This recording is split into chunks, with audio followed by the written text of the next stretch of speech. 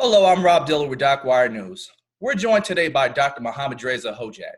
Dr. Hojat is a researcher in the Department of Psychiatry and Human Behavior at Thomas Jefferson University in Philadelphia.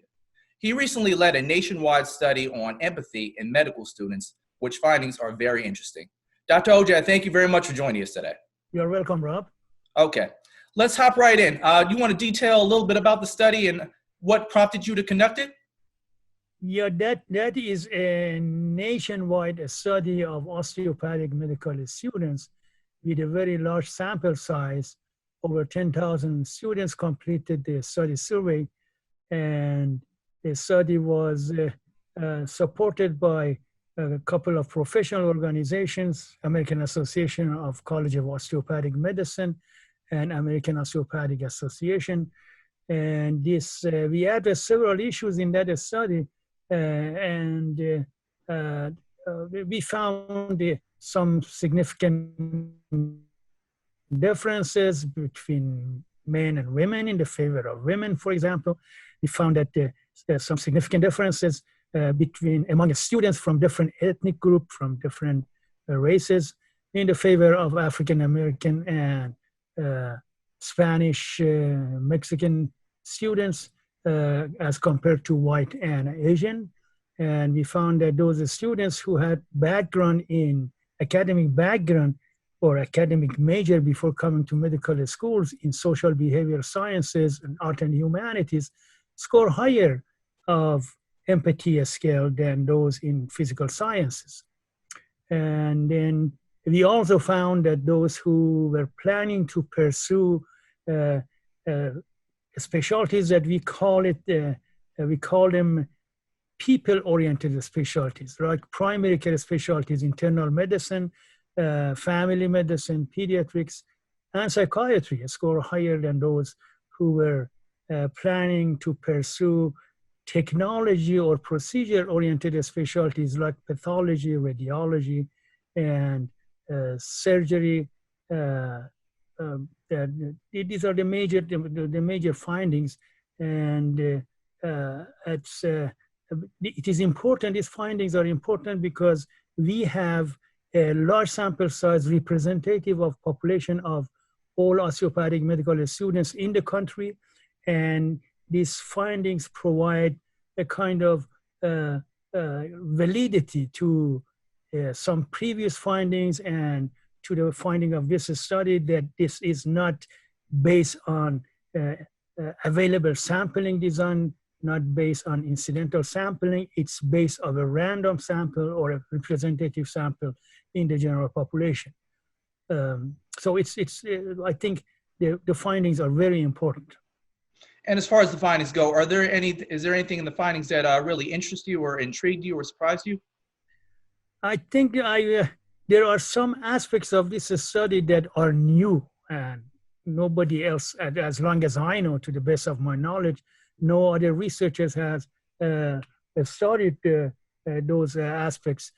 For example, gender difference is not new. We have done it for many years, and other researchers found that female students or women score higher on empathy.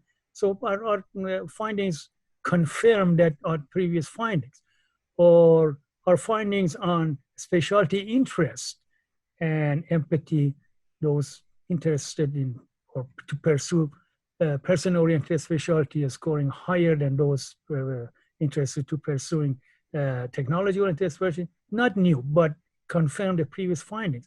But our findings that I think were new included the ethnic differences on empathy. And I have not seen a larger scale study or a smaller scale study to address this among medical students. One reason is that those smaller studies, probably including our own study from Thomas Jefferson University, we did not have sufficient sample size of minority in the population to compare them with the rest. But in this national study, we had this opportunity to compare a large number of students who identified themselves as underrepresented minority or ethnic group and compare them with the majority. So that was something new and I was very interested in the results. The other one was our findings on academic background. The academic major before coming to medical school has something to do with scores of empathy, and those in social sciences, behavioral sciences, art and humanities, apparently at the beginning of medical school and even in the second year of medical school score higher on empathy than their counterparts who had a degree in physical sciences. Those things were relatively new, and I was interested in the results of that aspects of our study. Did the study have any limitations that you would like to speak about? As I told you, there are lots of advantages of the study that we describe in the paper, but one limitation is that this is just a study with a population of osteopathic medical students. And the findings may not be generalizable to students in allopathic, which is a different system of medical education, and to other health professionals. I wish other professional organization, health professional organization could replicate the study to see whether the findings could be confirmed in the population of other health professional or even allopathic medical students. Okay. So amid the COVID-19 pandemic that we're currently going through, and given the extremely contagious nature of the virus, when patients who are hospitalized, they are quarantined away from their families, their friends, their loved ones. And unfortunately for COVID patients who fail to recover, they do die alone. So given this major impact, how important is it in our current climate for physicians to have empathy for their patients during this pandemic? It's extremely important. First of all, we have empirically found that there is a significant association between physician empathy and positive patient outcome. And we were the first, I think, group to study this empirically. In the study, we use a kind of validated measure of physician empathy, which is the Jefferson scale of empathy. The only available measure for empathy among health professionals, students and practitioners. And then patient outcomes were kind of tangible patient outcome. It was not in our study. It was not a kind of subjective judgment of the patient about physician. For example, I would like to see this physician again. I would like to, this were not the criterion measure in our study. Our study criterion measure for improvement or for positive outcome, patient outcome, included results of laboratory tests, like blood tests and all those, and even hospitalization, actual hospitalization due to complication of diabetes. So these two studies are very important, and we have shown that there is a significant association between physicians' higher score of empathy and more optimal patient outcome. So that's very important. There is such a things.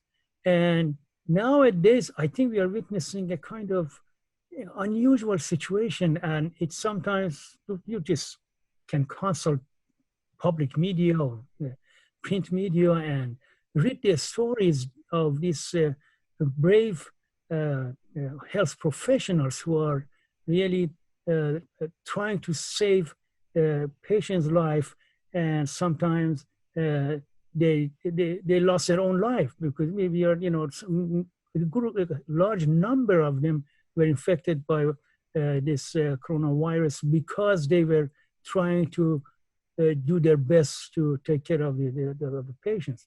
And I think these stories, unfortunately, there was a kind of fading out the good reputation of some health professionals before this event.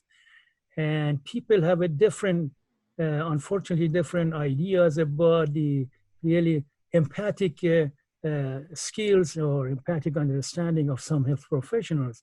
Nowadays, all these stories really change everything.